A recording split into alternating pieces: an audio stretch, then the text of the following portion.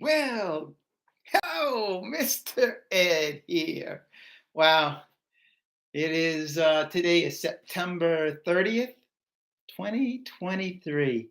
And man, I know you're probably not going to believe this, but I always get nervous when I do these live things. And the reason I'm always nervous is unlike when I'm shooting video, when Charlie's shooting video for me, I can always go back and edit out the things that I don't really like or didn't work out real well.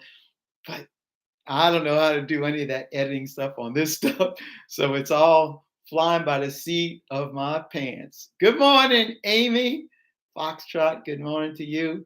Don Bearden, the man that is responsible for all this, huh? It was a good contest, though, Don. Casey from Australia. I know that. Gunline Bees, David Gibbs, good morning. Wow, man, don't y'all have something to do? DP, good morning. Man, it's Saturday. Y'all should be doing something fun. Amy, good morning. Karen, good morning. Oh, look at that. Suzanne, good morning. Monster, good morning. Morris Hensley, good morning. Oh man, back injury. Sorry to hear that. Look at that. Sherry Cheney, good morning. And look at that. Lee from Kodiak Farms. Look at that. Well, we did a live with Lee, Mike, world famous, Mike Barry and I. Look, come on, Renee. We did a live with Lee on his channel. It was 2 weeks ago, huh, Lee?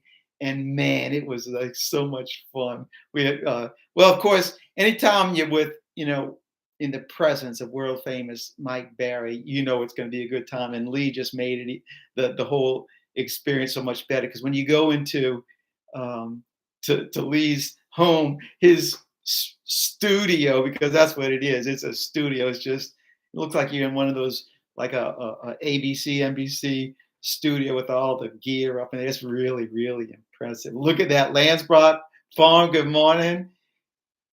It's 12 in the morning, huh, Casey? Well, thanks for coming in. Evan, good morning there. Good morning.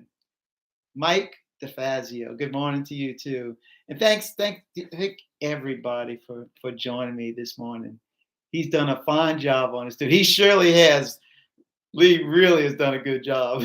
Look at that, Joey Rouse. Joey Rouse, I just watched your video, man, and I'm really angry at you that you didn't call me up to go get that swarm. I'd have taken that swarm, even though it was just 200 bees. I'd have gone all the way up there and gotten it just so that I could get one more up on the rooster. So I'm sorry you didn't get me to go do that one. So that's Joey Riles. If you go over and look at his channel, he'll show you that little swarm that he caught. But if Randy would have caught, if the 628 dirt rooster would have caught that swarm, hey Larry, good morning. He'd have said that was a monster swarm, and it was about that big. It was tiny. Tim Frickley, good morning. Talk fast. I'm only here for a short time. I'll try to. Larry Orden, good morning. From Folsom, Larry, you need to come up here to the Abbey and I'll show you around what we do up here. Folsom, that's only 10 miles up the road. I'm going to do my first Bee Club meeting in a couple of weeks. So, oh yeah, good for you. I couldn't even pronounce your name, Imani, I think. Wombat, good day. Oh, that's got to be an Aussie person. Stuck in a dock getting the trailer unloaded. Oh, Mr. and Miss Brown's Animals, good morning. From Canada, all right. What does that mean, Suzanne? 200 is baseball.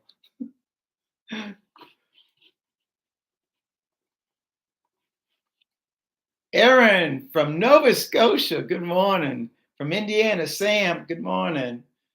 Look at that. Chichalid, I don't know how to pronounce that. Chichalid Strain Hunter. I don't know how to pronounce that. From DC, good morning. And you told me you were going to be coming in. Honeybee Rescue. Hello, and where's that from, Honeybee Rescue? Oh, that's Jeff. Johnny Murtaugh. That's who that is. And it's kind of hard. Remember, I'm an old guy and ex-mailman, so I ain't got too much up there. But I try to remember names and but it doesn't come to me all the time. Ash, good morning from Alabama. Russell, good morning from southwest Mississippi. Russell Caskill, enjoyed your LSU removal. Man, Russell, you got to remind me to tell that story because I got a story about that removal. Oh, gotcha, Suzanne. That you know, I want to tell everybody hello before I get into the talks. Laverne Register, good morning from North Carolina. Oh, Laverne, I'm getting ready to go. Well, getting ready to. I'll be in New Bern, North Carolina in April. I think it's April the 7th to the 9th, speaking to the convention up there. 2002 BAM from North Carolina, another North Carolina. So I'll be in their conference. I think it's April the 7th to the 9th. Dirt Rooster and I are going to be over there speaking, and it's going to be I'm really looking forward to that one. Leonor C, thank you, Jeff. Love your videos here in Fort Pierce, Florida. Oh, thank you very much. Lighting Wheel, I am Robin. Buzz from upstate New York. Wow. Good morning, John. Oh, it's good evenings. That's pretty cool that so many of y'all know each other. I love that. Sam, y'all love your videos. Such a humble and cheerful. Thank you, Sam. Jeff, do you ever make it up to New Hampshire way? That's so far. I don't even like driving 5 miles to the Walmart here. But man, if I ever do get up there, I'd love to come up to your place up there and see your operation. John Wilson from Wakeman, Ohio. Good morning. Man, we got lots of hearts and roses, and I can't tell what nationality the flag is on that one. So, man, that's a lot of people already. 63 people already. So where is here right now, John? Oh, in Raleigh, North Carolina. Man. Larry Gooden, good morning from Detroit, Michigan. Wow. That is so awesome that y'all are spending your time with me this morning. Because I really don't have anything planned to say, but I do have some stuff that I need to say, especially about the weight of those the blocks of wax. But I can't let the cat out the bag right now. It's gotta wait a little bit. Rich Berryhill from Alabama. Good morning, Rich. Good morning. So as y'all are dropping your comments in here, and I'm looking at them, let me tell you the story about the LSU bees. Wildwood Honeybee Farm. Oh, that's Bryson. That's Bryson. That's who that is. Good morning, Bryson. Got up early on Saturday to see you in Oregon. Good morning. Mark Miller from Union City, Tennessee. It's pronounced strain. Oh, cichlids or a type of fish. Oh, well, my name on my Gmail account, oscelata, that's the genus name for redfish. So I know all about naming fish names. Homa Transport Living, Houston, from Homa, Louisiana, Russell. All right. And the Ukraine. Oh, John, thanks so much for joining us here. Love seeing the bees and wasps there. That was the. For me, that was a great part of going up to LSU and poor Randy. He was just like following along. He says, "You don't know where you're going," and I really didn't know where I was going. From Louisville, Kentucky. I'll be up there in January, John. So anybody else remember Caitman's Expo up there in January, and definitely Mr. Ed, Good Time Charlie, and Wreck-It Ralph. We're all going to be there for that. Man, all you people know each other. That's awesome. From Omaha, Nebraska. Hey, 65 small guy. I'm actually going to be speaking at that conference there. Well, it's only going to be by Zoom. It's on the 14th of October. that I'll be speaking. Maybe you can check that out. I don't know the details, but I know it's the state conference, and they do a lot of that stuff by Zoom. It's the first time I'll ever be doing that, but it'll be interesting. Good morning, Elizabeth from Kentucky. The backdrop quilt. Yep, that's the famous quilt that Mona made for me, and it's what's really cool about that is that there's all kind of YouTube people that sign that thing, and I got some more spots on there to for people to sign, and Mona will sign those, stitch them back on there for me. Brandon's bees.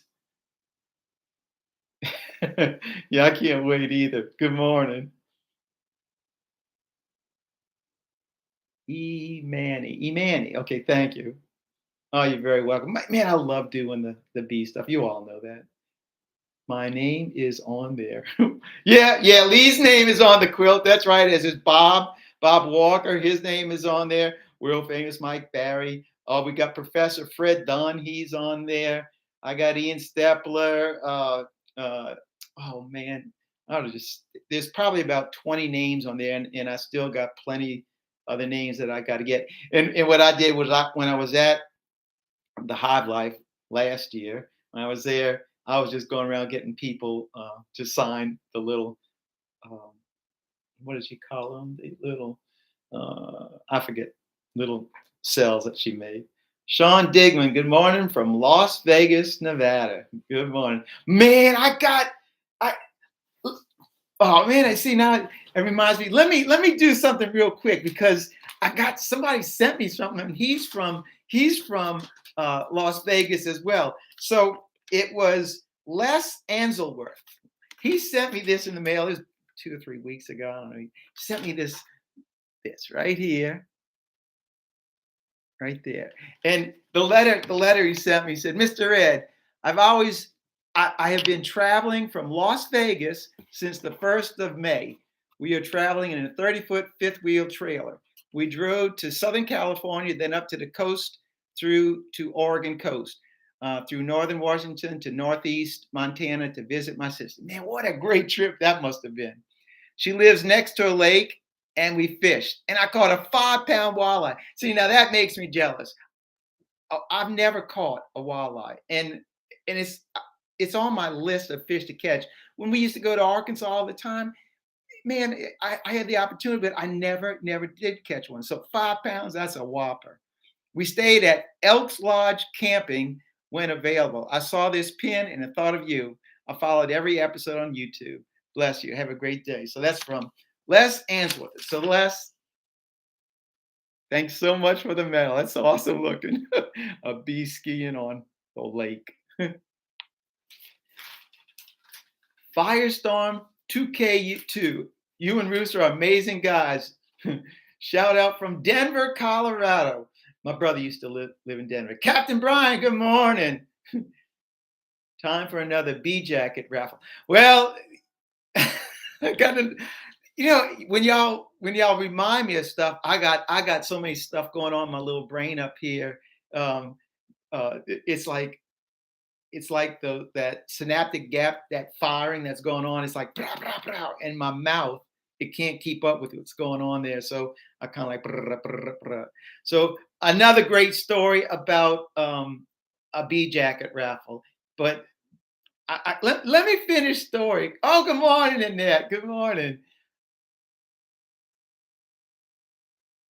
Good morning, Elizabeth. I'm glad you're having that cup of coffee. I already had mine this morning, but that was at 3:30 this morning. Alex Soborski, good morning. Let's see. So, story about LSU. Let's get back to that. Mr. and Mrs. Brown, which bee suit would you recommend? I'm always going to recommend Guardian Bee Apparel. I've tried dozens of suits over the years, and for me, the Guardian Bee Apparel suit, the jackets because I don't wear a jacket, I wear a suit. They are the coolest one for me. Good morning, Scott. Metal detecting. Oh, metal detecting. I'm gonna mention your name in a little bit, so you just gotta hold on.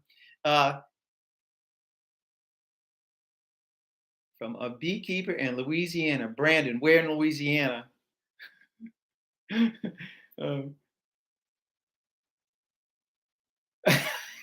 Tim, if I ever get up there, I will. I'm gonna take you up on that offer because man, I have got to catch a walleye. You see how I'm going all over the place. It's like I'm trying to read these comments and I'm trying to talk a story too, and it's just like really, really hard. Good morning, Matt. Love seeing you do what you love. Ah, thank you so much, Matt. But uh, to me, when I get into the bees, I know people do bees for a lot of different reasons. And for me, what keeps drawing me back to that is I see the hand of God in that. And and and I think that's probably why I keep on doing it. It's because I want to see it more and more and more. And plus I learn, I see things differently. As a beekeeper, I look at things differently. That's why I never really think that I have a lot to offer um, in um, in bees specific and stuff about beekeeping. But what I really think that I have to offer most is just a sense of joy in being with bees. So that's really what I try to communicate, that happiness that I feel. Good morning, Raven Farms from Gulf Coast of Alabama. I guess that's around Farley, Gulf Shores, Mobile, somewhere around there. In Port Clinton, Ohio.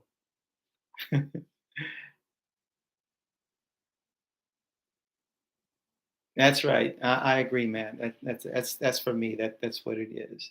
All right. So let's see.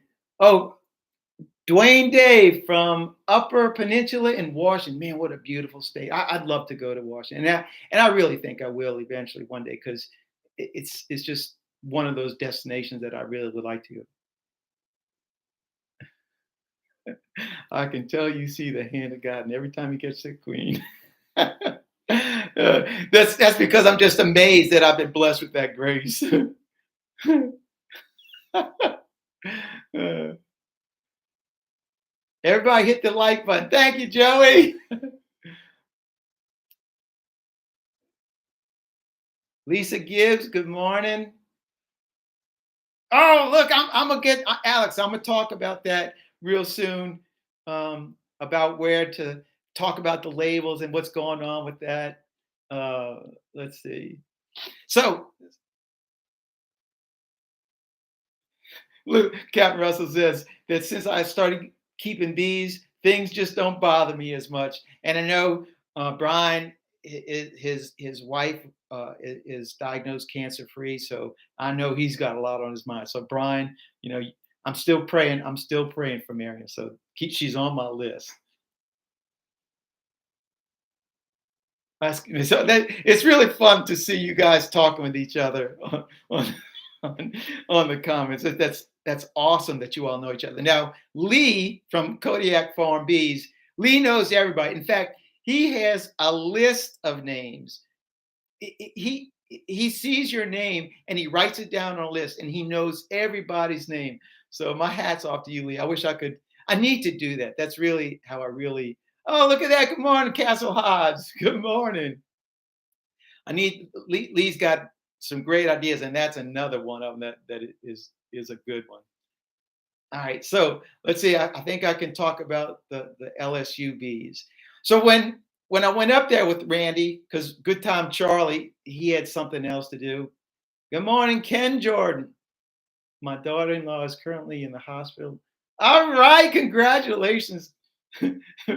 I hope it's everything goes well, Ken. So we went up to Baton Rouge, Randy and I, because Charlie couldn't do it. He had something else to do. And we got there early. And I really didn't know what to expect. As it turned out, that removal was just so simple. And we wound up doing it. I bet it didn't take 20 minutes to do. So Charlie really missed on that one. And so we went off looking for the entomology department to show some bees, their collection. And my time at LSU, when I went there back in the early 70s, 74, 75, and 76, um, the the campus was quite small compared to what it is right now. I mean, now it's like every square inch is covered except for like the parade grounds. That's still the same, but there's hardly any room to walk um, around there. And it when I'm walking around, I just kept thinking how incredible this place, how much it's changed since that I don't know, it's what 40 years ago that I went there. Hey, good morning, Dr. Bruce. So Dr. Bruce is in, I believe it's in San Antonio, I believe, and with the Applewood Farms. And one day, Mona and I were going to get out there and get on down there. I think he's got like 30 or 40 hives down there. Probably one of those ag exempt reasons why he's got the bees. So many people in Texas have um, the ag exempt. That's one thing I learned when I spoke in Texas before. How many people um, uh, do that ag exempt? Because even though the state of Texas doesn't have state taxes, their land taxes are it's very high, and so people look for um, exemptions. And livestock is an ag exempt is one of the reasons they can get a tax exempt. And as everyone knows, bees fall under the category of livestock. So they're allowed, depending on the acreage, how many hives they can get. And for most people, they don't want to be the beekeepers, but they can hire somebody to keep bees out there. And that's, man, I met dozens of guys that do that. And man, it's a job. It's a real job. Look at that. Lisa, good morning. San Antonio. I thought that was San Antonio, Dr. Bruce. See that? So they get the same thing for in North Carolina. Let's see. Look how many people know Lisa. My goodness. Melissa, good morning. Yeah, then those beetles are terrible. Uh, and I've lost probably about 8 or 10 hives already this year. Come the once I pull that honey off, and they if the hive isn't strong enough, man, they will overrun it. John will be fine. Mr. Ed, always nice to watch you. You're a good person. Thanks so much, John. Uh, Look at that. In Oregon, beekeeping can also lower our taxes. So I don't. In here in Louisiana, I know that. Well, there are some. It does help to keep livestock on your property, but I don't know the extent it does. But I know in Texas, it is a big thing. From Malvern, Arkansas. Robin, where is Malvern in relation to Little Rock? Over in the UK. Good morning, Lewis. And thanks so much for watching for so many years. Golly. You must be retired. Mickey Lasser, good morning from sunny Arizona. You know, Mickey, that's where the Affirmate company, they have their home base, Affirmate Beehives. And man, I love that product out there. Um, I did a review on their hives, and if I could afford them, man, I think I'd love to have all of them because those hives are just awesome. Let's see. So back to the LSU story. We got the hive removed, and I was just walking around, and it's like here. Oh, Annette, thank you very much. Golly, Annette, you don't have to do that. That's really nice. Golly. So look. So in the very corner, up in the very corner, let's see, right there. Let's see, there you go. Annette sent me that little frame picture right there. And let me pull it down. Look at this. So Annette sent me this. It's all little beads. It's Beads. And on those beads, she made bees, Bees. So Annette made that for me. I don't know. It's probably been 2 years, Annette, something like that, and sent it to me. So that is awesome. It's really awesome. So let's see. All killer bees in Arizona. Tony Adrick, the creator of the Everything Bee Vac, lives in right between San Antonio and Austin, Texas, and that's all they have out there is killer bees and or Africanized bees. And he does removals out there using his bee vac. And Tony has, he told me the number, probably about 30 or 40 hives out there. And he loves them, even though they're so aggressive, because they're very mite resistant. They make a lot of honey. They're strong, but they do have a tendency to swarm, and they're very aggressive. The bad things and good things. But who knows how all this stuff with the Africanized bees is going to play out. But people like Tony, and there's a lot of people out west, I know in California particularly, that they have yards just for these bees, and they're separated far out, far away from people. Look at that, Stuntman Pete. Does the rooster know that you're on here? Hey, I heard you're not doing so good these days, Pete. So I got you on my prayer list. So don't worry about that. How are the Africanized bees? So I don't know a whole lot about it. How they came up from Mexico and they started headed west towards Texas, Arizona, New Mexico, California, and then they started moving up north. And good morning, James. And they're adapting as they're going up, because people thought that the cold would keep them from migrating up north, but that isn't the case. For some reason, they have them in Florida as well, but for some reason in Louisiana, Mississippi, and Alabama, those areas, they haven't established themselves right yet. So I've never encountered the Africanized bees. Why you have them, west of Texas and east of Louisiana and not in Louisiana, I don't know the reason for that. I suppose that eventually they're going to be here, but when that happens, when that day happens, well, we'll be dealing with it at that point. What happened to the dirt rooster? No videos from him for a while. So Randy, well, I know if you do follow Randy, Randy has been very involved with his dad. His dad has not been doing Pat McCaffrey. He really hasn't been doing too well these days, and he was in the hospital for, I think it may have even been 5 weeks. He was in the hospital and then to therapy. And so Randy is, with Randy and his brother Tommy, they have been spending a lot of time with Pat. And last week at the conference here in Slidell, the Be Alive conference, Pat showed up. He was in the wheelchair, but he showed up with his wife. So it was really great to see him. So I think the rooster's going to be putting out a video. In fact, because he told me he was editing one, so I know he's going to be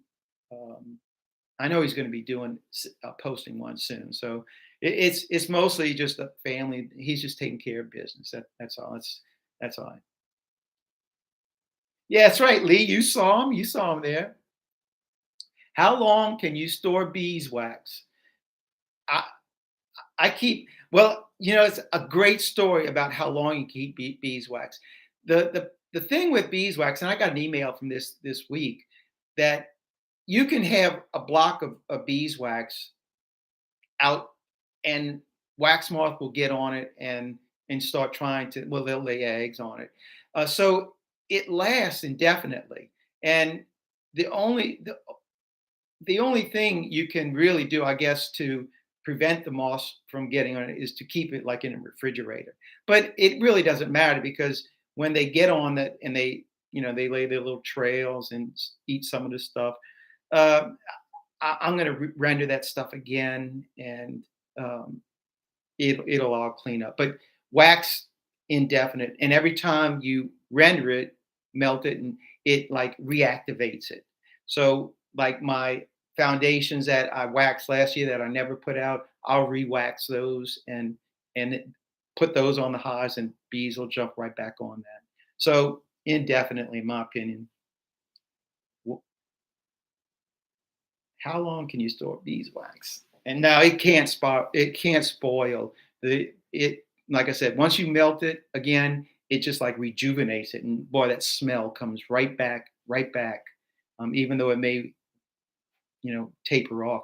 But I had about it may be 12 years ago, somebody had donated a bunch of, they'd gotten out of bees, and they donated all their equipment, all this stuff to the Abbey.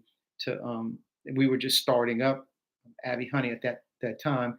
I went and picked it up, and as I was going through it, I found a um, I found a a big block of wax, and it was dirty, dirty, dirty. Had the wax moth stuff in it, dirty, and it looked nasty. And I just put it in the shed here at the Abbey, and I'm regretting now that I never did a video on this, because over the last 3 days I've been taking that block of wax that's I got it 12 years ago. No telling how long it was sitting there before I got it. VFR 800 FI1. Good afternoon. And where is afternoon? So I don't know where you would live. Um, uh, I'd gotten it and just stored it. Basically, forgot about it because I had so much other wax to process.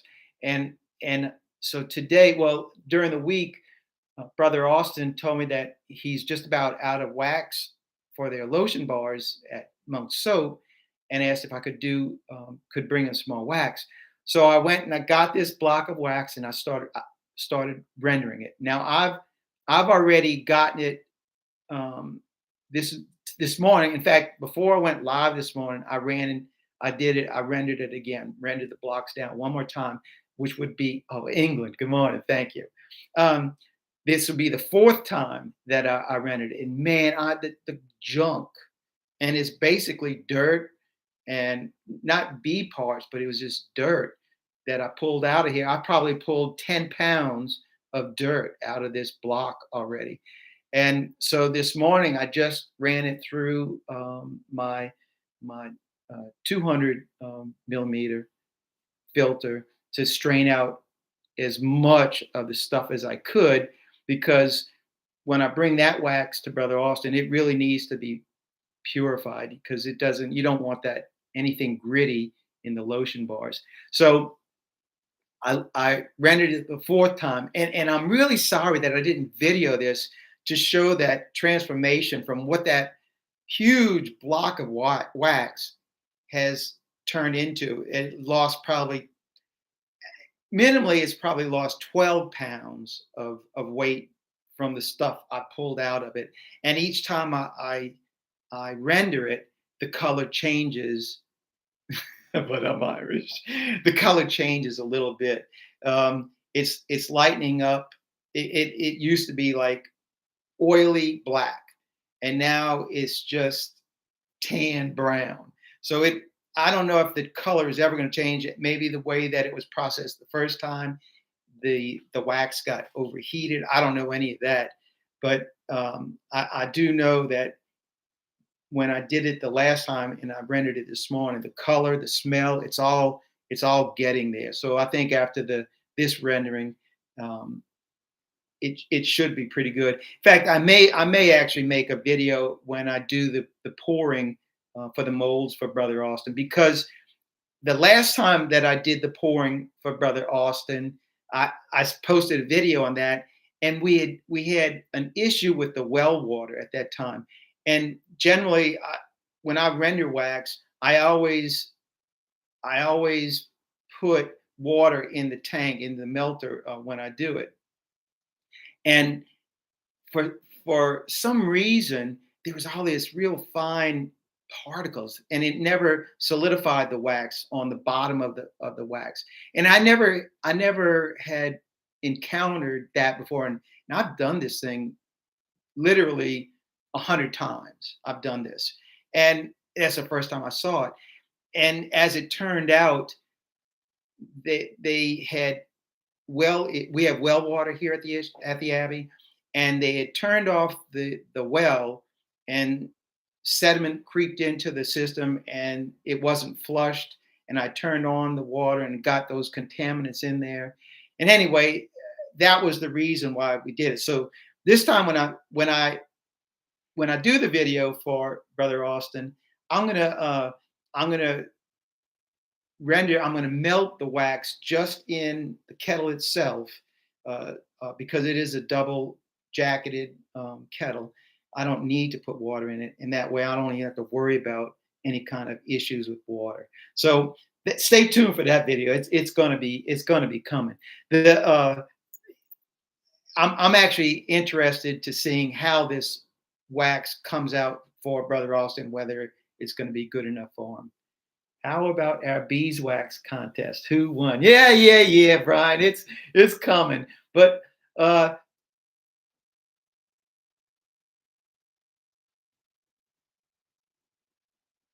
Hope Ramirez. Good morning.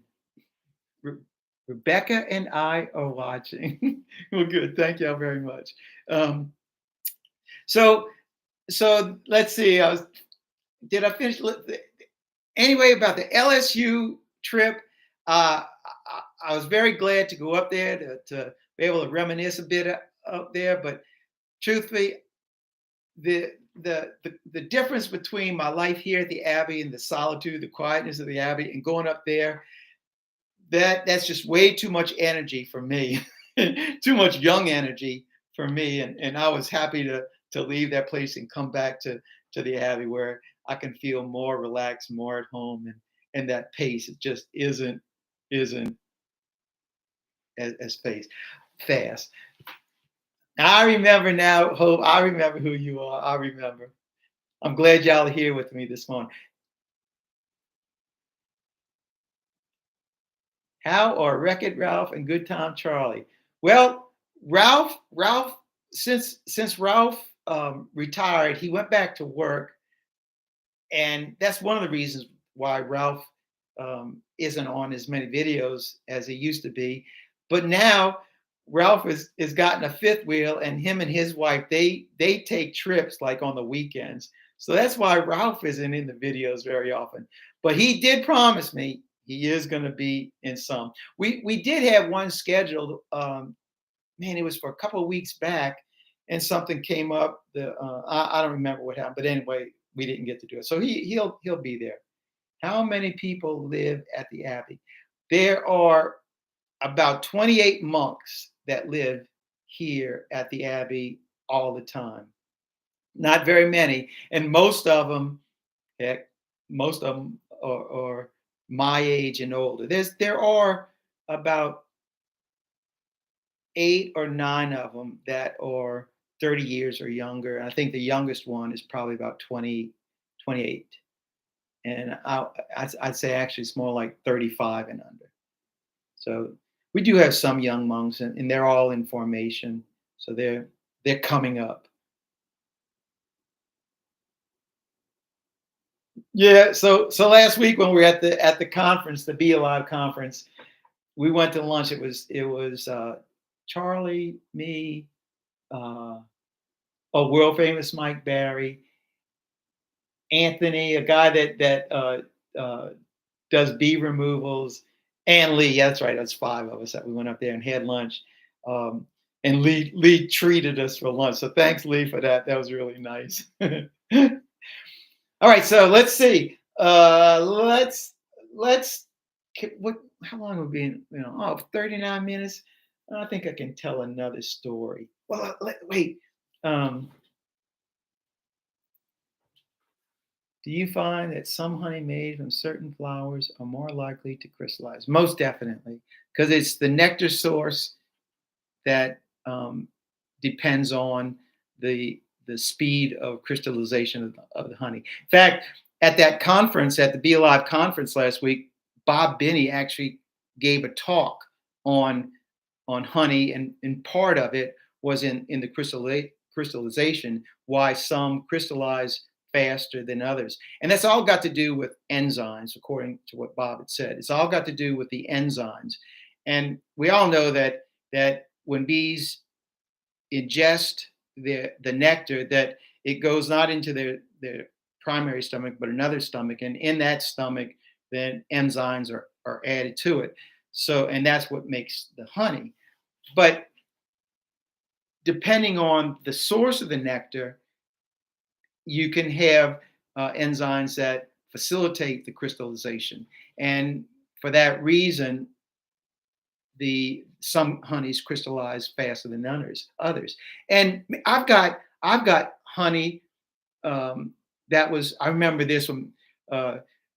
Kay is one of the volunteers here at the Abbey. She gave me honey 12 years ago, and it was from she when she was working for, I think it was GE, uh, and she would have to go abroad to do work. She was an engineer, and she was in Dubai, and while she was there, she got me some honey. It's just a little jar of honey, and it was made, I think, from acacia. I think that's where the source was, and in 12 years, that stuff has never crystallized. Oh, good morning, Amanda. Good morning. Nat from Australia. Good morning to you. Where would you recommend to purchase a beehive in a colony that is not too aggressive but still strong and good producer for beginners such as myself? You know, I would always say and recommend, if you're going to buy bees from the area that you live in. That is my best suggestion, because it's more than likely that those bees are already acclimated to that environment, and if they're acclimated, they've got a way better chance of being able to survive. Being able to survive. Period. That I think one of the questions you definitely need to ask is if the seller of the nukes, do they treat for bees? Because if they treat, then you need to continue that practice, as these bees are almost they're used to that. So that's an important question that you should ask. But I would say get bees from the area that you live in. Nashia, good morning to you. And now I'm doing very well, thank you. Nashia, I know that you're a pretty new viewer, because I remember your name. So thank you for following along now. Sean Digman, love the content. Don't change a thing. All right. So thanks for dropping in, Sean. God bless you, brother. Have raw acacia that I have just used to ferment garlic. And it's why I asked, because I've had a while with no sign of crystallization. See, so it is, and like I said, that's the honey that she had brought back. All right, I'm going to mess this up. Gezina Maria from South Africa. What part of South Africa? Good morning. Is it true honey also never goes bad?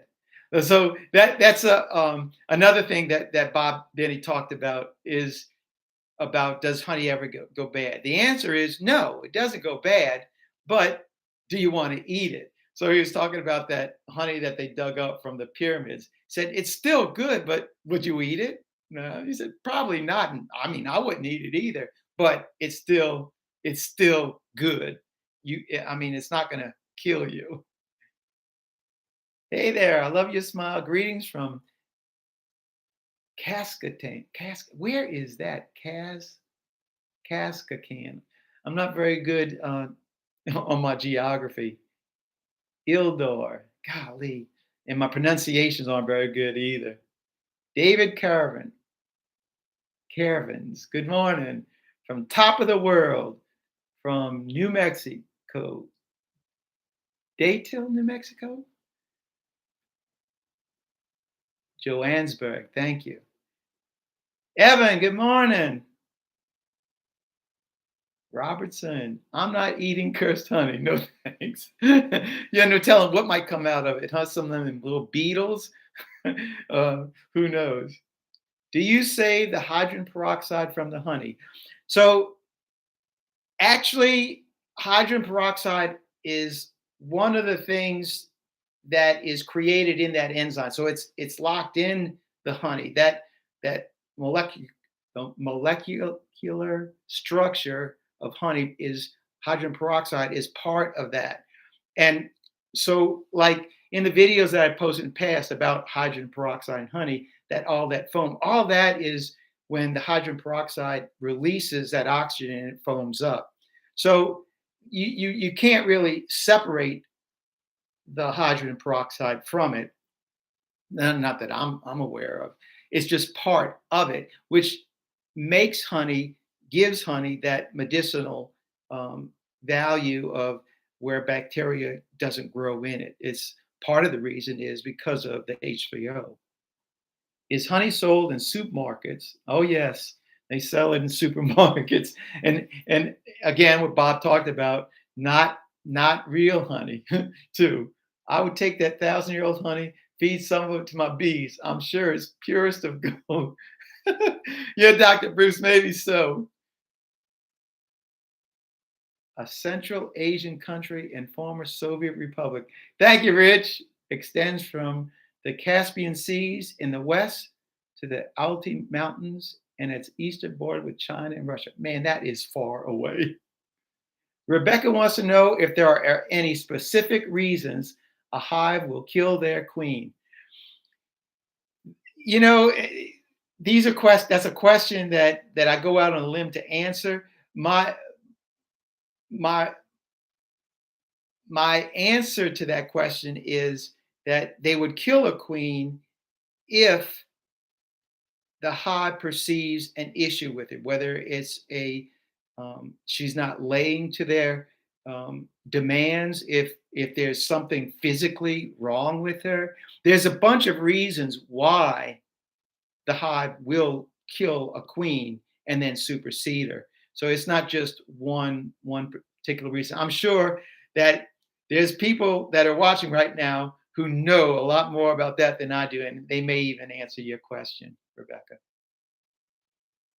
I'm off to bed. Well, good night, Nat, and thank you for joining. And sweet dreams, huh?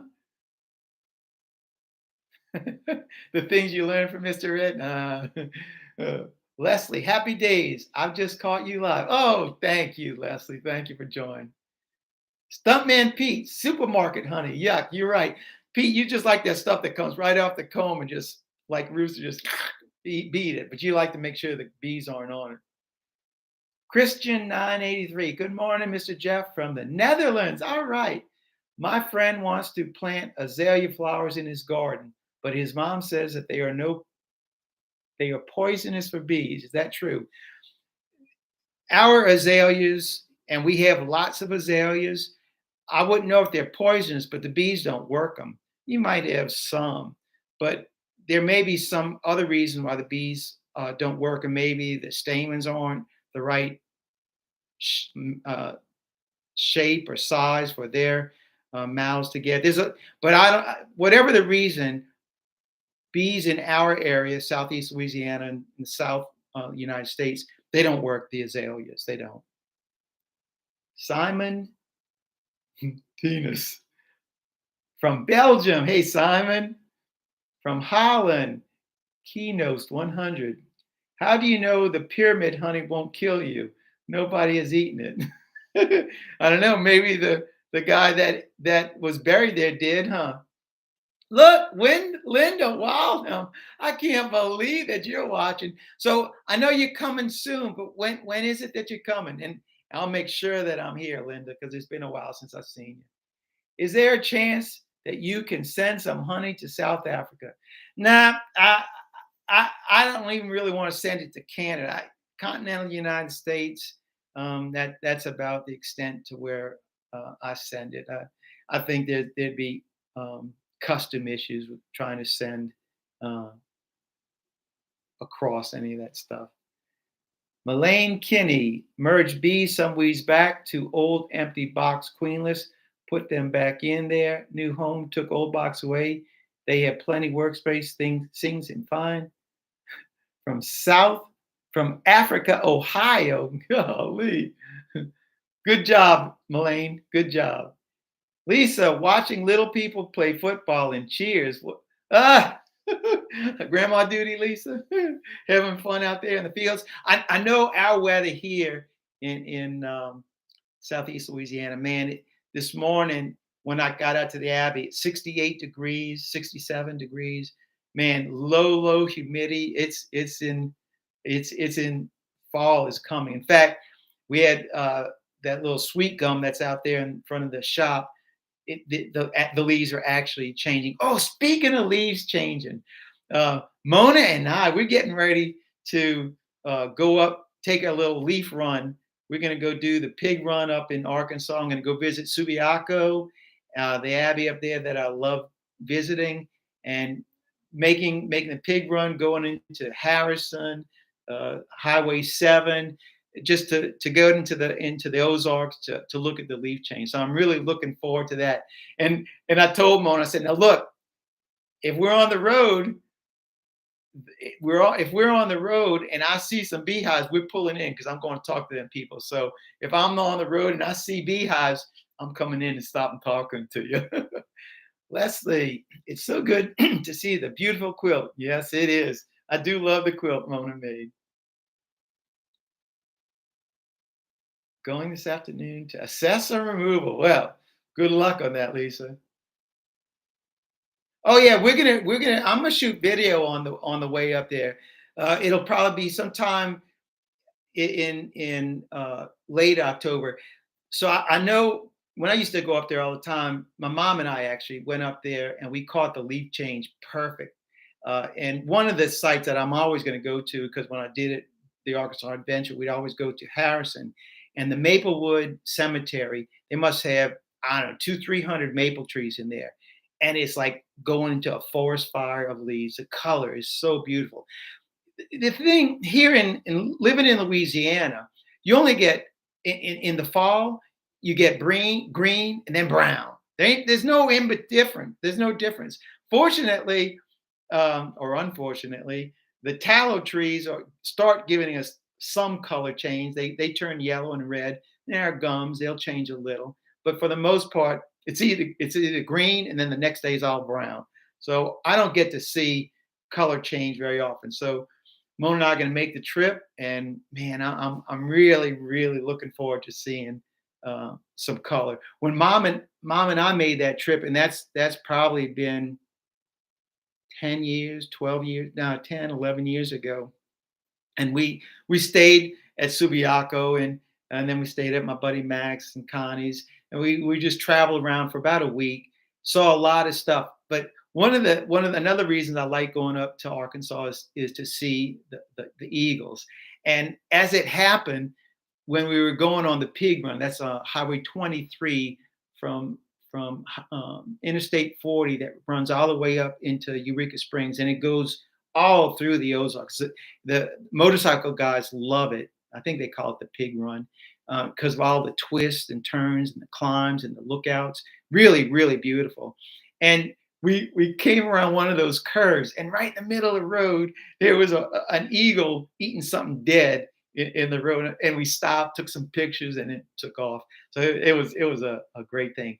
Deborah, all right, I know you're coming, so you better get in touch with me.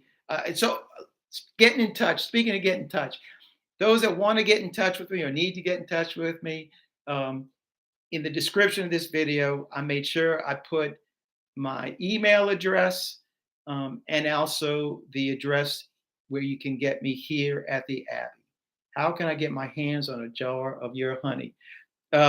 So again, um, sickly, uh, the address on the honey. I guess I guess I should post that information on the honey as well. So I'll go do and post that on the description after this. I'll go and if those interested in getting some honey, I'll post that information on here as well. Stephen Bullock, nice to see you live. Oh well, thanks so much for Stephen for coming in on it. All right, so let's see. Um, did that? Oh, so talking about address and another story. Thanks, Tim, for joining me this morning. David Cranes, I do miss Arkansas, Arkansas at the fall. Everything stays green all year long here in New Mexico. That Arkansas has got some great color. Um, uh, so talking about the address, that's what I was saying. I know I haven't spoken on it in a while, and people are still doing it, and I want to let you know I still want you to send me your honey labels, the labels that you put on your bottle. My my plan, and Mona asked me about this 2 nights ago. She said, "When are we going to do it?" My plan is that Mona's going to come in and she is going to paint one of the walls of the honey house. It's going to be basically like a pixie, a honeycomb pattern, the octagon shaped pattern along the wall. And then on top of that, then I'm going to start pasting all the labels, people's labels that they've been sending me. And I probably got over 100 of them right now. That one of the latest labels that I got was given to me by, look at that, from Don Bearden.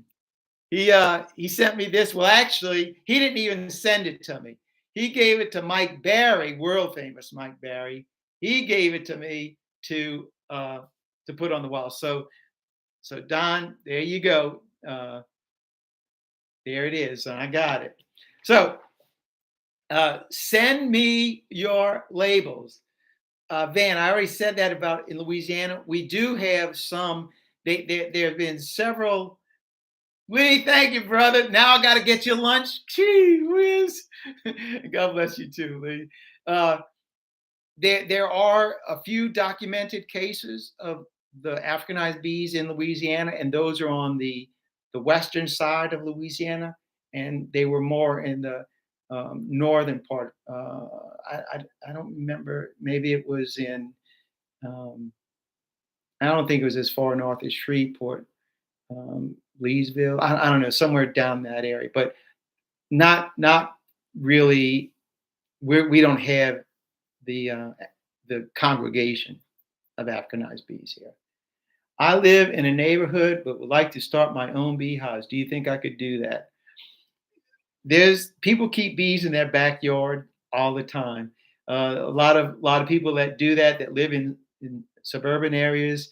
They'll like to put them in like a fenced in area that's wooden fence, so the neighbors don't know they have bees. They kind of like keep bees in secret. So it people do it. I mean, I know somebody here in the Covington area in a subdivision. He's got 5 hives in his backyard.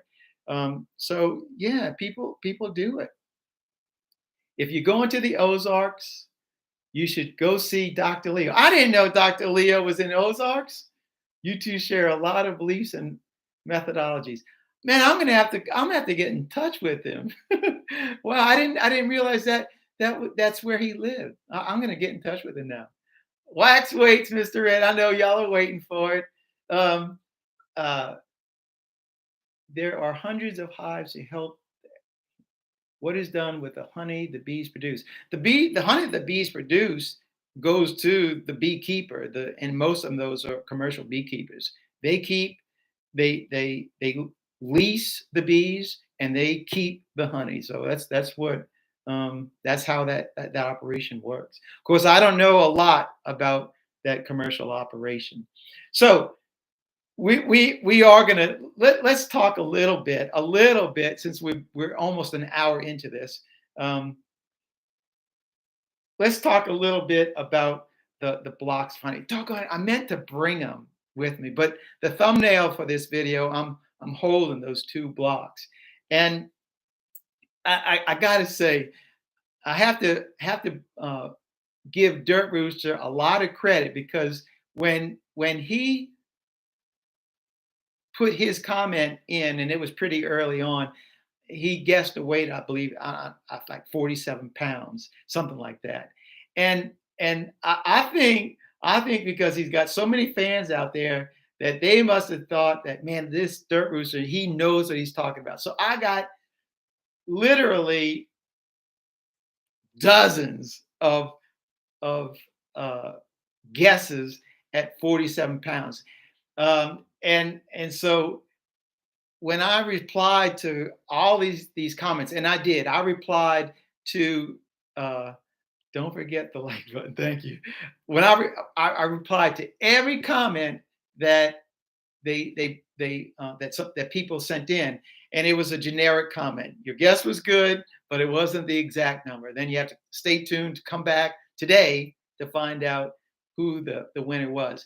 So I would say the majority of the people that guessed between somewhere between 30 and 50 pounds. That was the vast majority of people had um, responded with that guess.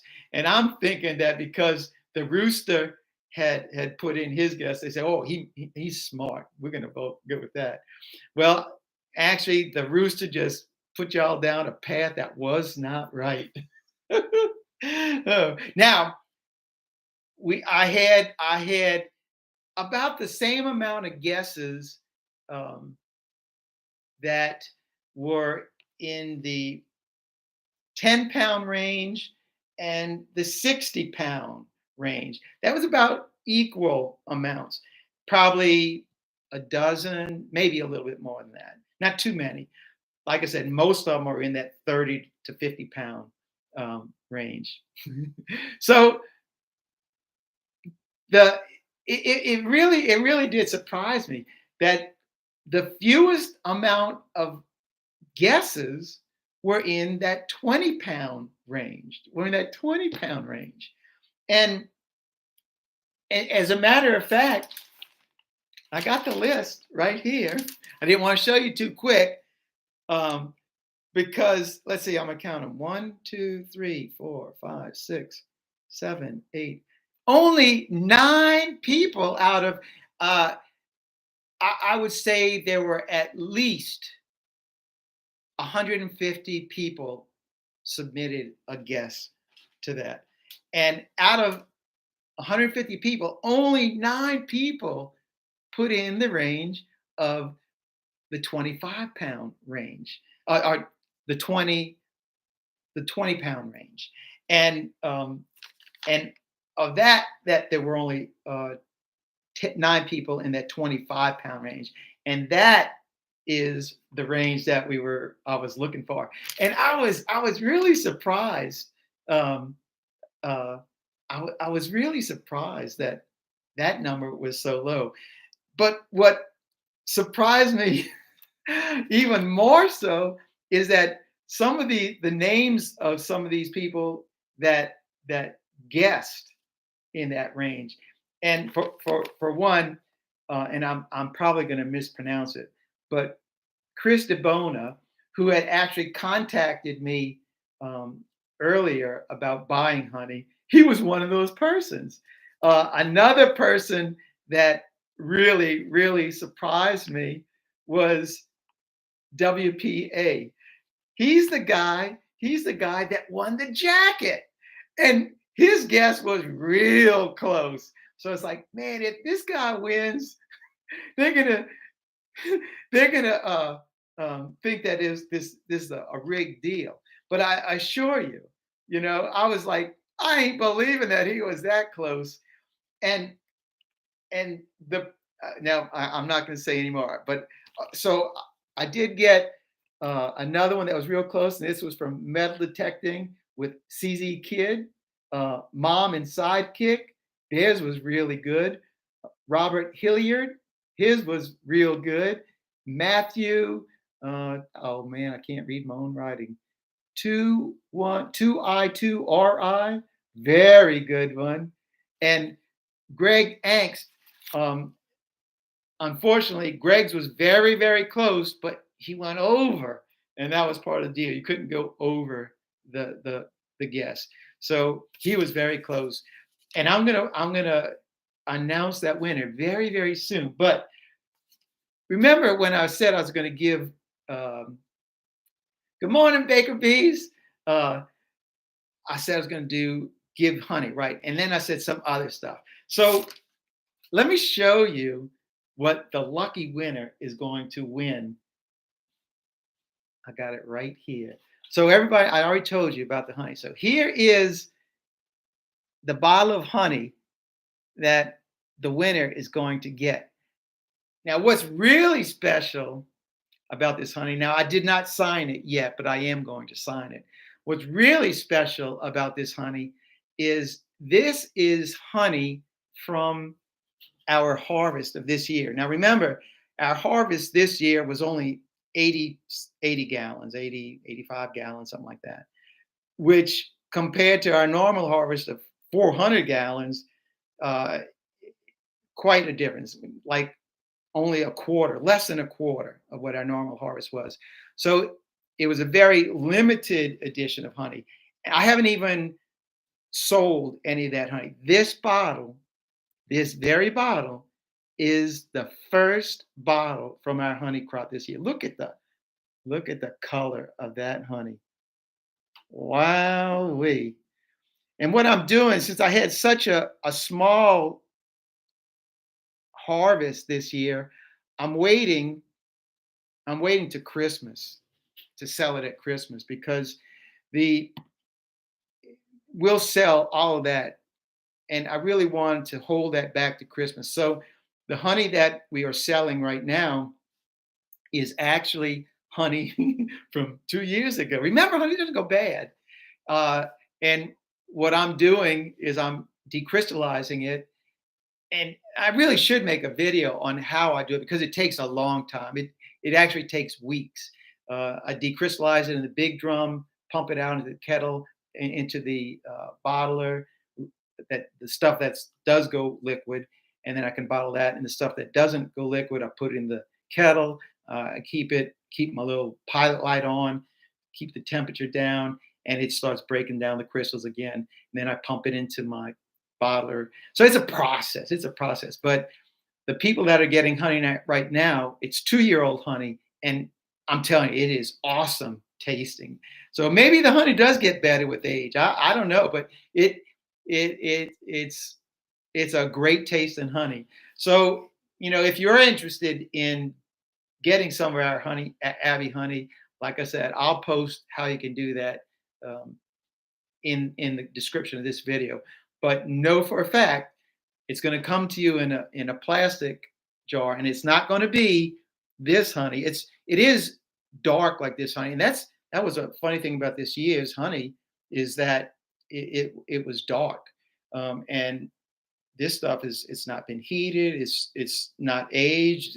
It's just the way it came out from the bees.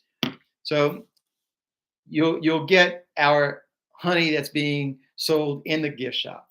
So what else will the lucky contestant get when they receive the prizes that Mr. Ed is going to send them? You're going to love this one. You ready? That's right. It's a 628 Dirt Rooster prison shank. Now look at that tool. That is a custom made tool, hive tool, built by, me, cut out on our CNC right here at the Abbey.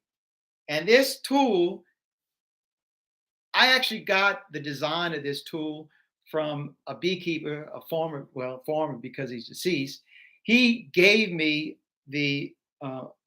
not this tool, but one similar to it, and I copied that design from it. And it was from a guy up in Ohio. He made these things and sold them.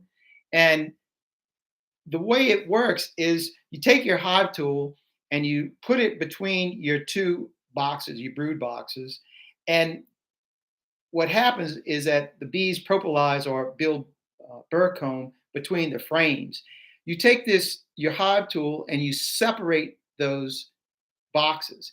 You take the tip of the prison shank and you slide it in there. Now that the box won't come off, but this tool will hold it up, and then you can take your hive tool and come and start popping the frames apart, separating apart. And as you separate apart, you throw the shank in deeper, and that crack gets bigger, and then eventually all that bird comb, bridge comb that was built between the frames separates, and then you can lift the box off. So they're going to get a prison shank hive tool. That's what I ought to call this thing. Well, that's the rooster's name, but I love the name. The prison shank hive tool. And I, I remember it because the first time I showed this to the dirt rooster, and he called it that, he put his big old arm around me, and he took the thing and goes, choo, choo, choo, choo. So I'm gonna post that video in the description of this video as well. So you got to go see it. The dirt rooster demonstrating the prison shank on me and how it works on a human, not on a box. Now I've got plenty of videos showing showing the use of this tool, and it is great, great tool. All right, let's see. Look at that. It says ads will run shortly for some viewers. We're gonna skip all that. We gotta get out of here. All right. Let's see. Prison shank. That's what it's called. Let's see. Let's see.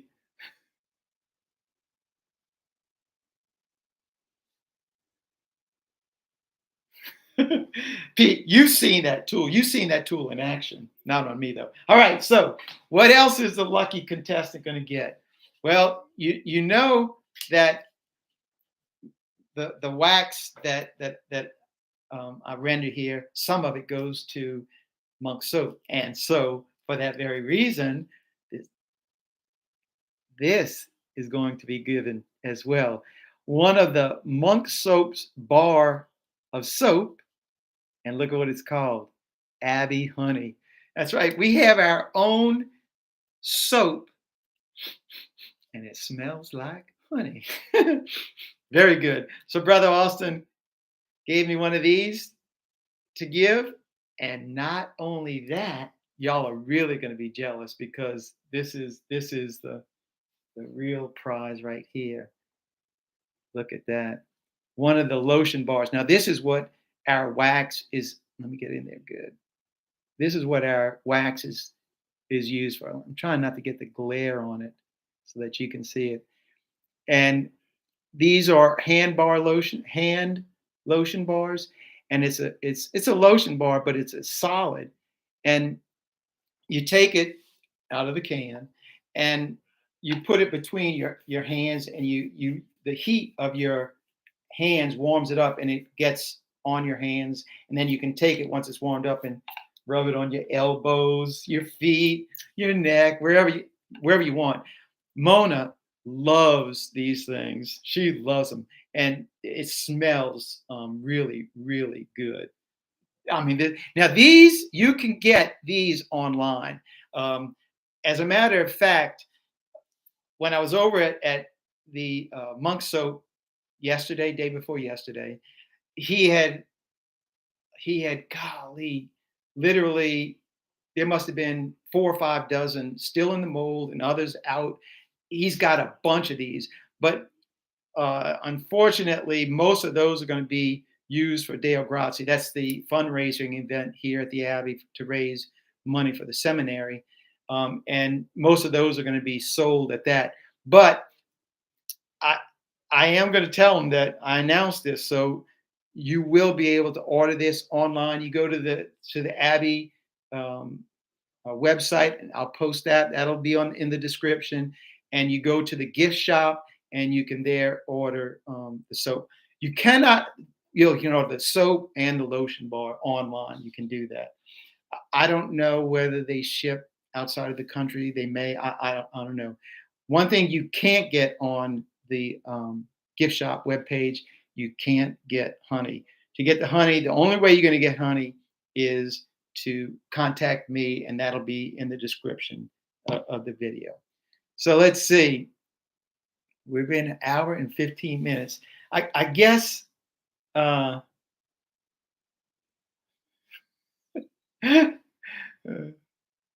if you find queen cells, but that's good that y'all are helping each other out. Oh, see, so Casey says they don't send at least to Australia. Wow, from Tatamagoshi, Nova Scotia.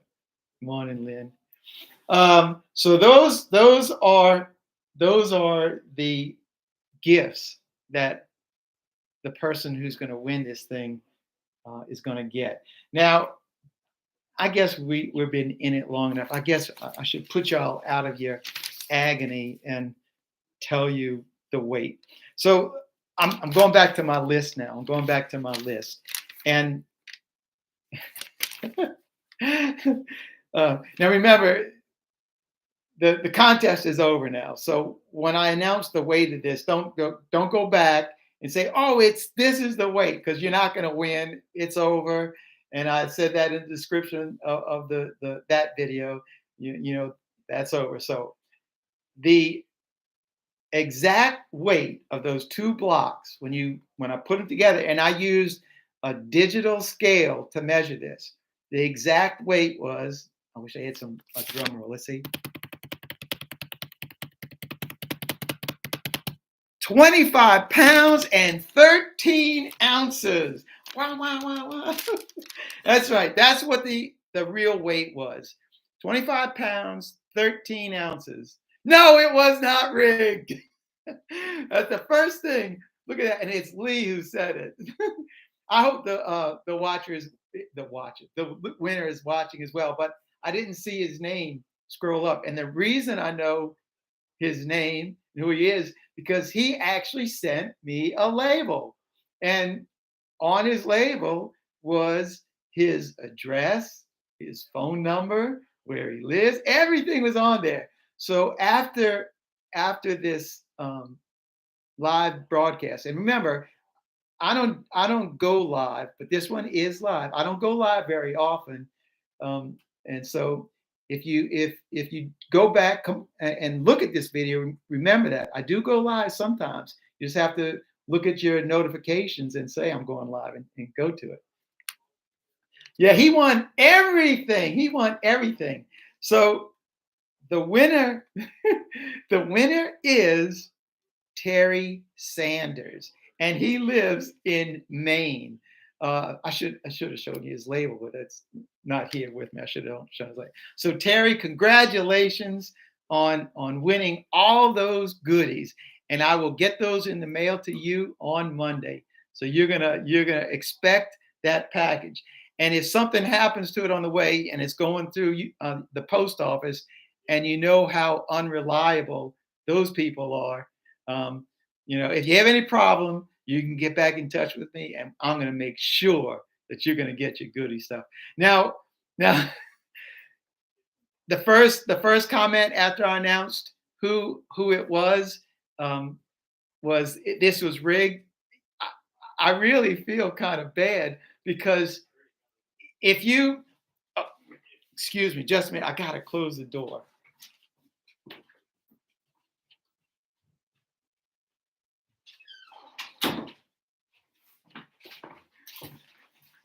Sorry.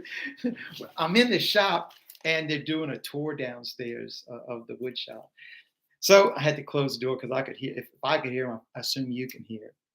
So this has got to be, man, I don't know, 13 years ago when I first started my channel, and I was just trying to get some interaction with other beekeepers.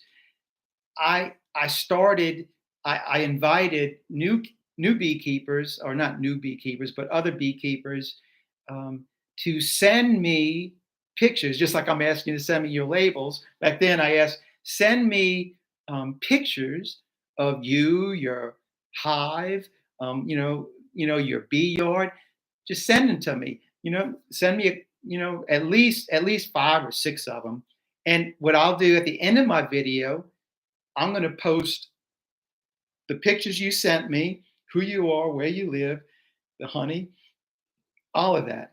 And Terry was one of the first persons that sent me pictures. I'm gonna have to go back and find out which video it was that he sent it to me.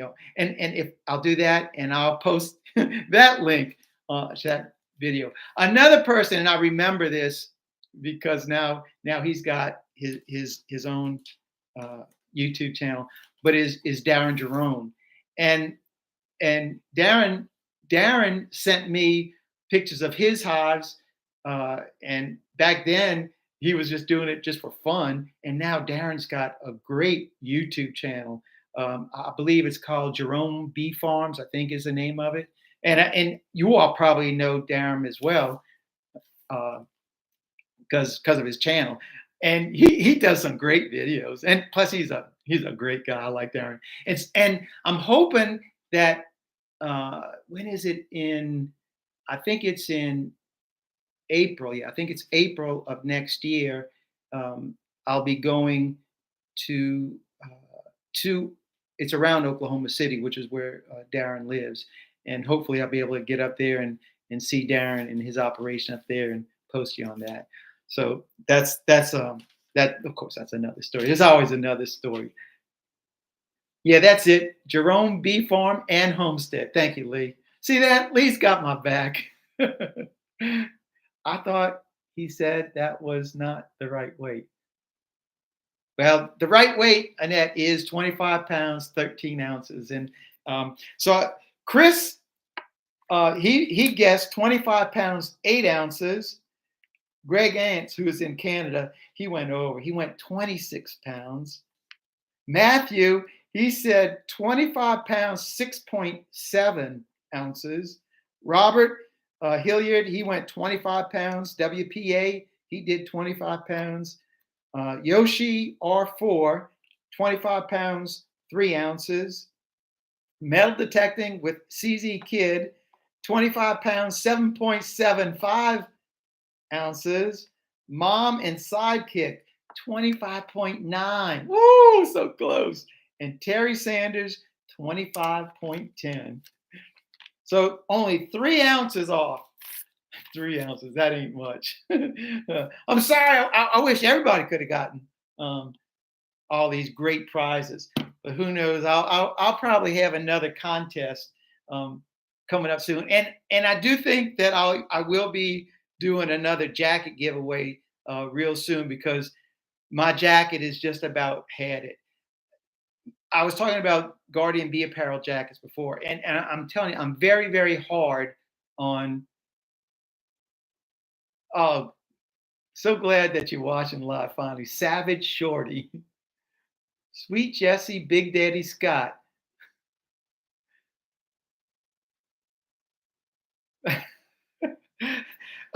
Now I forgot what I was going to say. Oh man, somebody tell me what I was getting ready to see.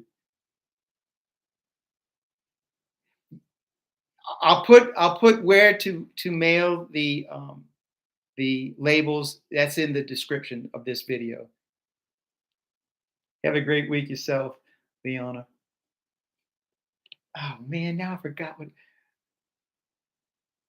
Thank you, Mark.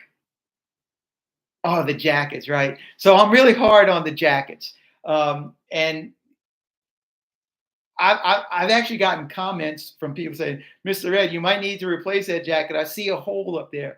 Yeah, there are holes in them, particularly in the sleeves, because I'm reaching in there, and they get tore up, and plus, I mean, it's just like I'm just hard, and I don't wash them all that often. But this one, it's showing its age, and the age of this one is, yeah, I don't even think it's a year old. So that one will probably be given off uh, very soon. So we might have another auction. And I know the last time I did that one, not an auction, but a giveaway. Um, the last one I did, there were like at least 100 people sent in that would want that old raggedy jacket. And the winner of that one, like I said, was YPA, and he lives in West Pennsylvania. I forget his name. Doesn't come to me. If I was Lee, I'd have it on my chart, but I'm sorry, I don't have it.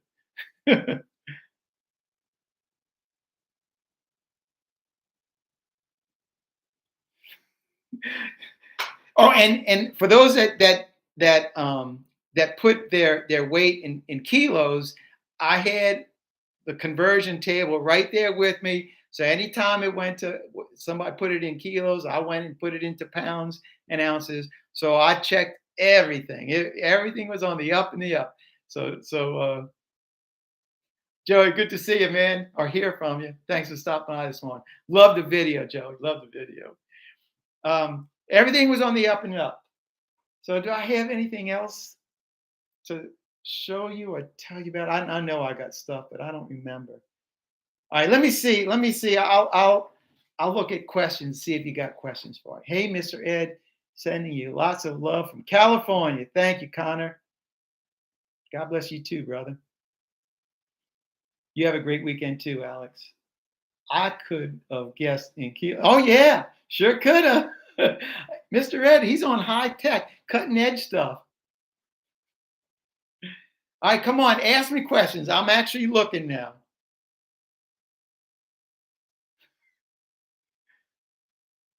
Christopher, you trust me, huh? Where did the name Mr. Ed come from? So that's like the most asked question that I received. And that name, Mr. Ed, was what I was called when I worked at the post office.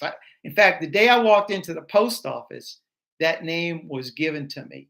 And the way that all that worked was they didn't even know who you are. They just knew you were transferring in from a different office, and you're going to come in, and when you come in, you're going to get a name. You're going to get a name, and for whatever reason, they choose a name, and the name that they had picked out for me was Mr. Ed. Why Mr. Ed? I don't know. Remember, this is back in 1982. And so I guess Mr. Ed with the horse was still running. And I think they already knew what my name was, which was my last name, Hartshaw. So that might have been the connection. I don't even remember what the connection was. And then I showed up and they started calling me Mr. Ed. And I was called Mr. Ed my whole career, 27 years. I was called that. And I really loved the name Mr. Ed. I really did. It was funny. And that's what everybody called me. And so when I started my YouTube channel, I said, I'm going with Mr. Ed. And so that's it, Mr. Ed. When is your next speaking engagement? The next one it's in October the 14th, and that's the one in Omaha, Nebraska. But that one is a Zoom one. And then I don't do any. I won't be January at Cayman's Expo is the next one, and then I've got one in Oklahoma, and then one in North Carolina in April. Oh, in February I'm going to St. Louis. That's right for right now. Oh, how's Julio? Julio was another name that was given to him when he walked into the post office. Nobody knew Julio. His name is Terrell, and at that time when he came in, Julio Iglesias had a big song for all the girls in the world going on at the radio, big hit. And so everybody, anytime that song came on the radio, everybody started saying, Julio, Julio, Julio. And so when Julio came in, when Terrell came in, that's it. His name was Julio. And that's how they called him. Everybody at the post office had a nickname. What is the airspeed for uploaded swallow? Well, would that be an African swallow or a European swallow? You have to be very specific on what type. I love that Monty Python one. Ah! And what is your favorite color? Good seeing you, Mr. Ed. Gotta go. Thank you for dropping in. What's the best time of day to inspect hives? They always say the afternoon, because at that time, that's when most of the hive bees, the worker bees, they're out working. So the afternoon, the early afternoon. Me, you just inspect them when you inspect them, and bring your smoker and your bee suit because they're coming after you. Any ideas for starting hives in the higher elevations? Gee whiz, no. You know, our elevation here in Louisiana, well, we're about actually where we are in the Abbey, we're high. I think we're about 30 feet, 35 feet right here. That's 35 feet above sea level. New Orleans, you're 5 feet below. So higher elevations, I really don't know. I don't know those answers to that. I'm sorry, David. Sorry about that. What is best time?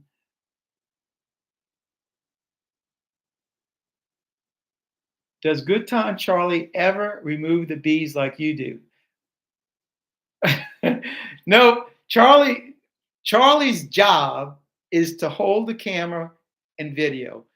He he um he he has told me that he can't do any of that getting to the comb or any of that stuff because he can't get honey on the comb. So honey on the camera. So Charlie doesn't do that. Now he says he doesn't do it, but there are occasions that Charlie will use his left hand to grab a piece of comb or something. But for the most part, Charlie's in there video. Now Charlie does such a great job videoing because he'll either hold it with his hand, he'll put it on the tripod and make it like a boom and get up there and get some really nice shots. I mean, I am the most envied bee wrangler there is out there because I am the only one out there that has, well, as far as my knowledge, that has their own videographer with them when they're doing a removal. And I've got some very jealous bee wranglers out there wishing they had that too. Cynia Holmes, Oklahoma here. Late though. No, you're glad to be here. So Cynia, I am going to be speaking at the Northeast conference, and that is in. Oh my gosh, I should have my dates better. I think that's in early April. I'll be speaking up there. All right, David, you keep on trying. All right, come on, ask me some questions. I'll hang out for about at least 20 more minutes if you all have questions to ask.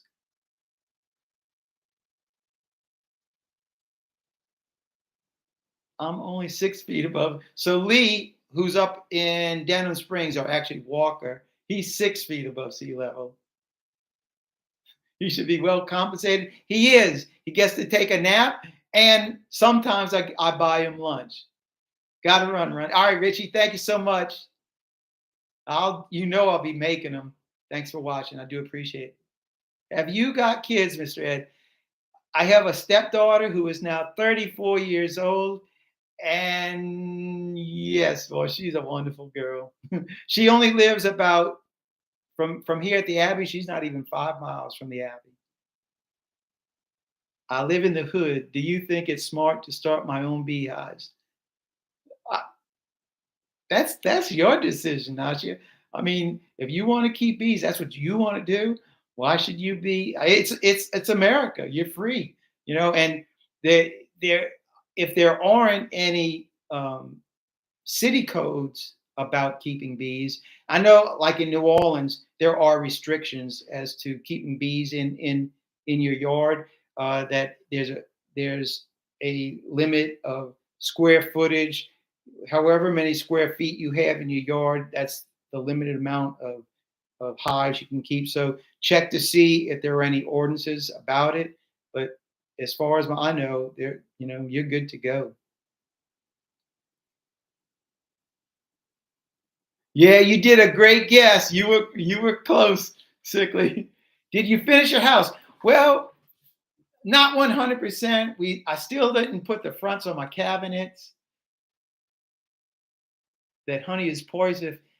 No, it's not poisonous, but it's now pasteurized. If it's 180 degrees, it's pasteurized. Any of the enzymes that were active in it are now killed off. So it's just good honey. It's still honey, but it doesn't have the active ingredients. I'm thinking about asking the Hubs for a hive kit for Christmas. Would that app may be overkill for a beginner?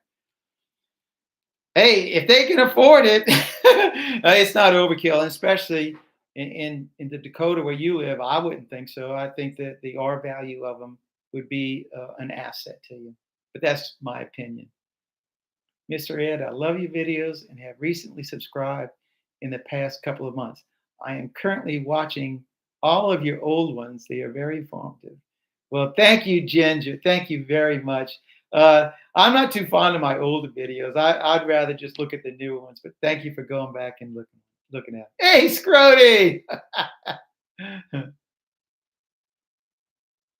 That's the city I was thinking of, Alexandria. Do you live in Louisiana for that snow? Oh yeah, yeah, yeah. I live in Louisiana because it doesn't snow. I did make one video snowing here at the Abbey. Actually, it's unbelievable how beautiful that video came out because you would think I was up like in Vermont or something. And the site of the Abbey, the church itself with a snow blanket of snow on it. Beautiful in the cemetery. In fact, maybe I can post that video too if you want to see that. So that'll be in the description too. Thanks so much, Mark, for joining me this morning, 1:30, 1 in the morning. Look at that, Mad Mike. Oh my goodness, great to have you on. Dirt Rooster in the lead for the Swarms. No, we are tied at 21 apiece. I got a late one uh, uh, about I don't know about 4 weeks ago, and I caught up with him. Thoughts on creaming honey and have you? I want to, and I'm going to. I love creamed honey. I really do. Oh, and so does Miss Mona. Is unpasteurized honey more beneficial? Of course, it's better because pasteurized honey has no um, active particles in it, nothing, no enzymes that are active. And unpasteurized, anything that hasn't been heated, what I've understood is 110 or below. If it has gone above 110, it still has active enzymes in it. Does the Abbey have anything planned for Halloween? No, I know they have for because I just found out they have it for Oktoberfest because they're going to have something here for the students here, and I know I already got some pretzels reserved for that. How's the process go? Creaming honey. I don't know how the process um, goes. I got to figure out and find out how that does. But that is on my list. My buddy has a hive on top of his restaurant over the kitchen in. Do you have a rooftop porch? He said he would not put it on the ground, afraid that folks would damage. There's a lot of people that keep bees on top of rooftops. I I already asked him if I could keep some bees on the roof of the library here at the Abbey, which is 5 stories up. The problem is getting to it and getting supplies up there and the honey down. So for me, I'm not interested in climbing stairs or doing the heavy lifting to do that. But I love the idea of rooftop beehives. My buddy Tom Wilk in New York City, he does rooftop apiary, and he's probably got 7 or 8 of them, and he calls his honey zip code honey because each building has its own zip code, and he differentiates the honey from each hive, and he bottles it as that zip code.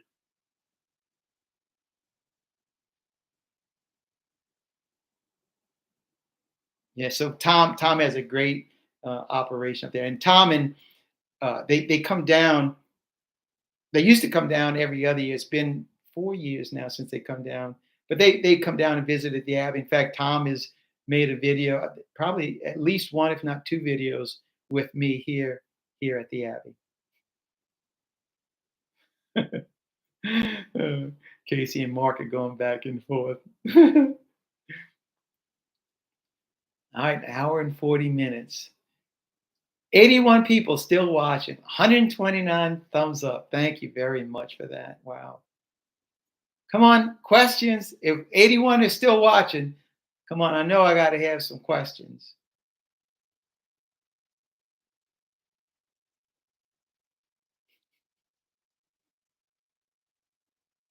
Where is the dirt rooster? He should have known I was coming on live. He might be doing a removal this morning. I know he told me he's got a high removal from the credit union at the VA, and he has to do it on the weekend when they're closed. So maybe that's where he is today. Nobody? Let's see. Do I have any? Suzanne, I have cream dandelion honey. It's gorgeous. Philip Duncan, look at that. Good morning. Oh, yeah, you'll see me, Philip, in Louisville. Do you do Zoom presentations? I, I do. I do. So if you contact me through my Gmail account, I can talk with you about doing that. I do them. I'm supposed to be doing one with a guy up in Alaska, and I still haven't gotten back with him. Are things still blooming down there? Oh, that's a good one. Thank you, Deborah. Our goldenrod is just about ready to open up. Um, and if we get some rain, we might even get some honey off of it. What is your relationship to the Abbey? I'm just a volunteer. At one time, I really thought I was going to be a monk, but I met Mona, and that changed everything. So I'm just a volunteer. Uh, the work I do with the bees, with the caskets, all that, I do just because I like doing it. And plus, I love being here. I get to pray with the monks every day of the week, 7 days a week. I'm up here every day by by minimally 5 o'clock. Usually it's 4:30, and then I get to go pray with the monks, go to mass, do my work, and then I go home. Do you sell equipment you outgrow? Uh, I do, and I don't. It's not something I really. Um, no, I would say no. Where to buy a beehive container for a good price. So I did a beehive removal for beehive. It's a beehive kit for beginners. I did a video on that, and that's what it's called, beehive kits for beginners. And go on that, and there's several options on that you can look at for that. Your barrage is in still bloom, and the bees love it. Yeah, it's always great seeing you. Seeing the bees work work the pollen, work the flowers. Do you have a day job or do you have YouTube full? No, I do not have a day job other than I'm a volunteer, all the time. And I do spend a lot of time on my YouTube channel answering comments, making videos, uh, and that I don't do Facebook, Instagram, or any of those TikTok. I don't do any of that stuff. I like to focus my attention on YouTube. So that's where I can give my attention. All that other stuff, it would just distract me, and I don't want to fool with all that. So I'd rather just stick with YouTube. Thank you for your blessings.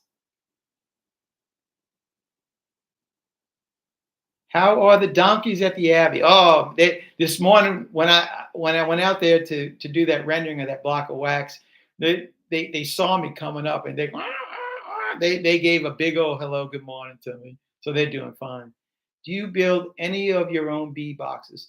I never did. No, I say never. When I first started doing the Abbey Honey, I built probably about 8 or 10 hard bodies, but after that, it's just cheaper to buy them.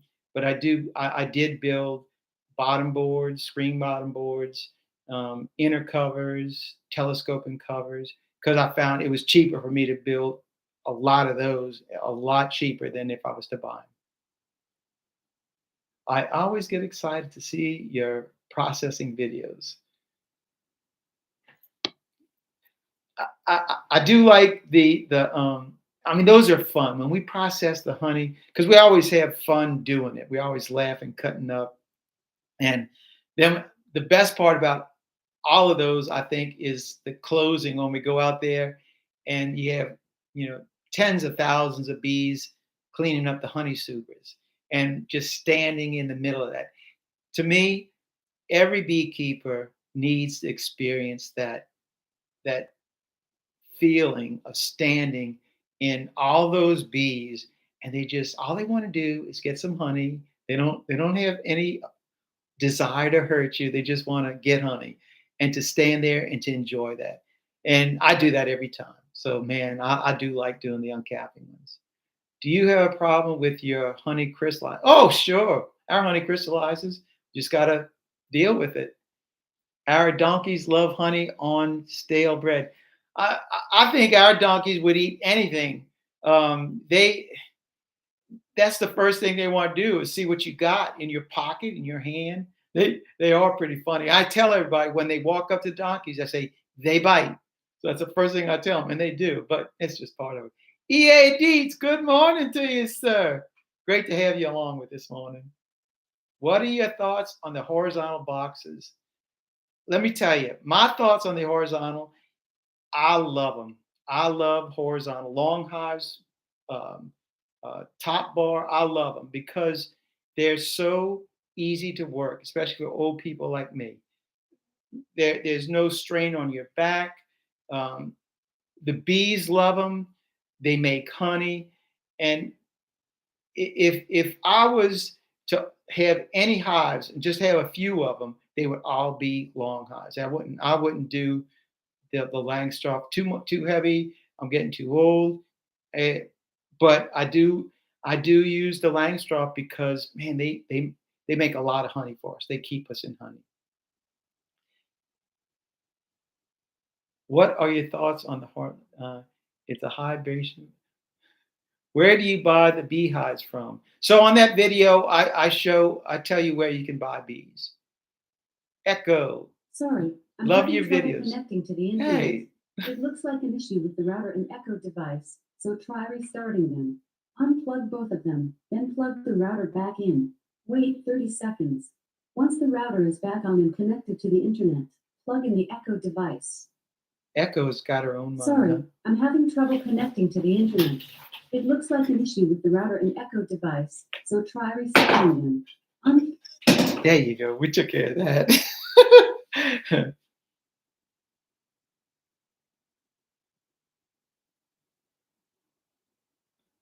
It is enough for a full-time job. Just ordered monk soap and lotion bars. Thanks, Lee. I hope they got the lotion bars. It's gonna be hard. Hey, Redfish, good morning. You're kind of late. You see that, Lee? Redfish showed up. Rogue. Alan Brown, have you seen the Vino Farms channel on making the hive to help the bees survive the cold? Man, he has got a great design on those hive. Those frames are so big, massive. I'd like to do it. You're right, Pete. That's the end for her. What was your favorite cutout? My favorite cutout, you know, I have so many that I really, really did like, and I've done so. I bet I've done 500 of them. I couldn't tell you. I never have thought about my favorite one. I really don't know. It's just so many. What's your favorite way to consume used honey? Just like this. Or when we do cutouts, I sometimes Charlie will shoot me eating it from the cutouts right from the wall.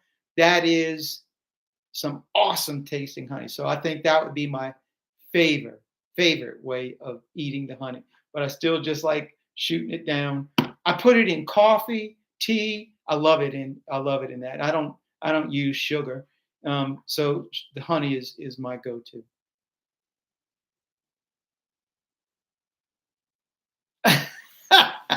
You're waiting, huh, Casey? Yeah. I don't think they're going to let honey come into your country. I really don't, especially with all the issues they're having and the paranoia with the Barora over there. Man, I doubt they'd even let honey come in the country. Look at that! Who showed up? The inventor of the everything Beeswax, Tony Andrick. Put some honeycomb on ice cream. It can change your world. Yeah. Your bees change your world every day, Hunter. How do you call what do you call them? Your angry girls, something like that. My wife makes sourdough bread and salsa with our honey. Wow.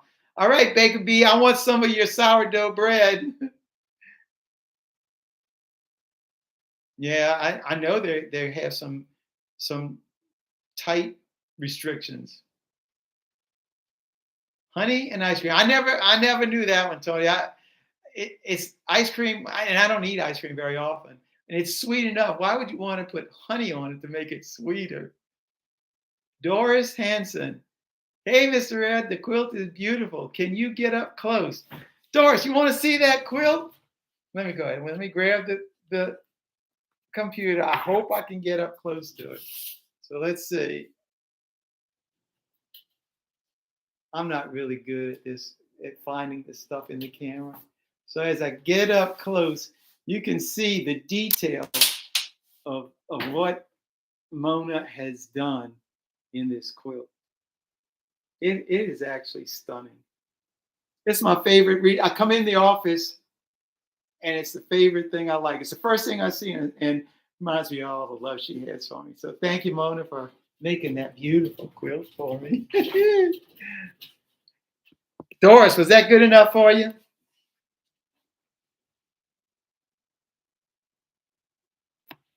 So Savage, you're feeling scared of bees? That's what they make bee suits for. You don't have to worry about that.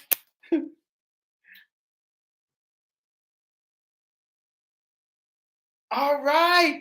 So let me know when that festival is. I'm gonna go up there. I'm gonna go out there and I'll meet you. Maybe I'll bring the camera in and we'll shoot some video up there.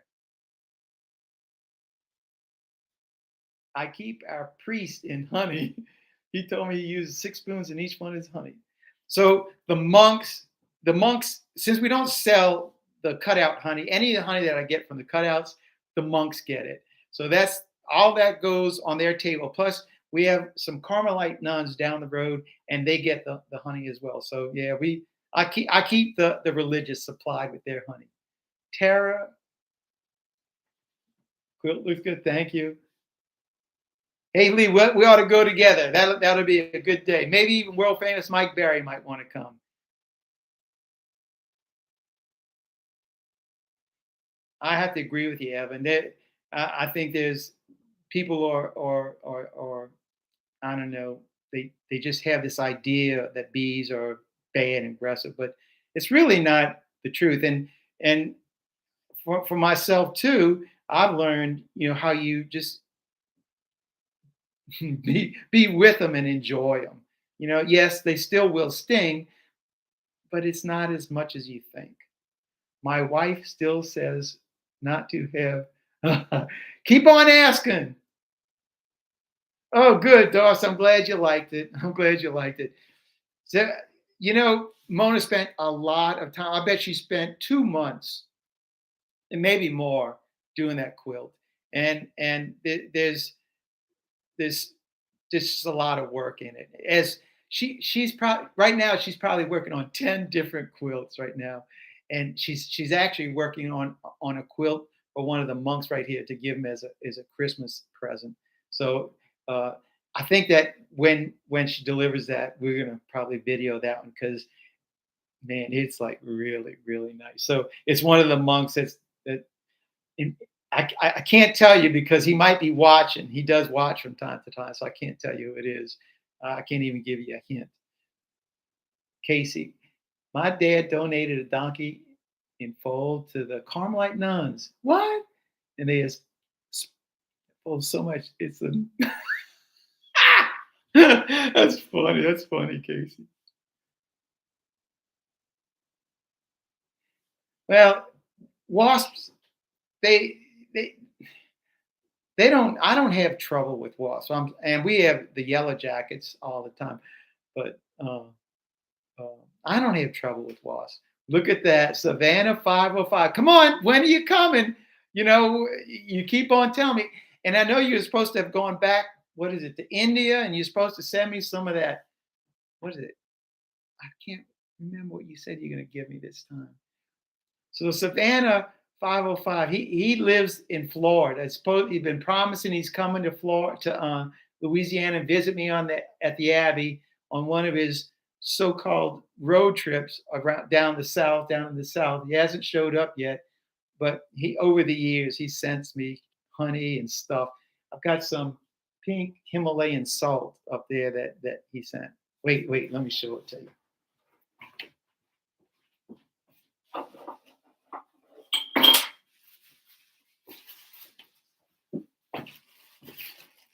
Uh-huh. You see that? You think I didn't have it, huh? Pink. Well, the color is kind of gone out of it, but there's still a tint of pink in that. Saffron honey. That's it. You owe me some saffron honey. Yeah, she is amazing in that.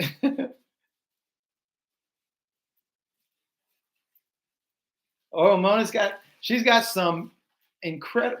Her quilting is what she really loves, but her embroidering that she does, it's just like the CNCs here that they have the capacity to do all that very very intricate detailed stuff, and it's just a matter of being able to program it, which that's a skill, and then executing that programming. Doing the like for us tool changes or for her thread changes and all that stuff. So yeah, it's it's very impressive, and she spends a lot of time just sitting there on her at her machine. Is the only salt I use. The only reason I haven't used any of this salt is because one day when Savannah shows up, I'm gonna show them that I got it. I told Mona that I had it, and I asked her if she wanted me to bring it home. She says, "No, keep it over there." So we got it. We got it right here. You better go. You better go. We're gonna make that happen. We're gonna go visit the Denham Springs Festival.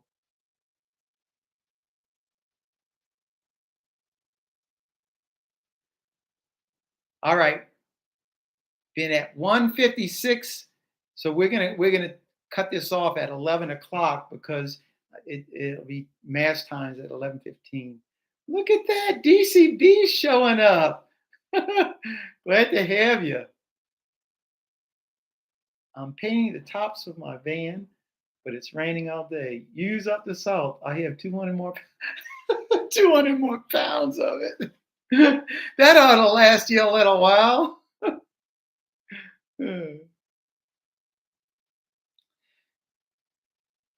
Well, guys, I really, really have enjoyed spending my morning with you. Uh, Congratulations to Terry Sanders for winning the contest, the weight contest.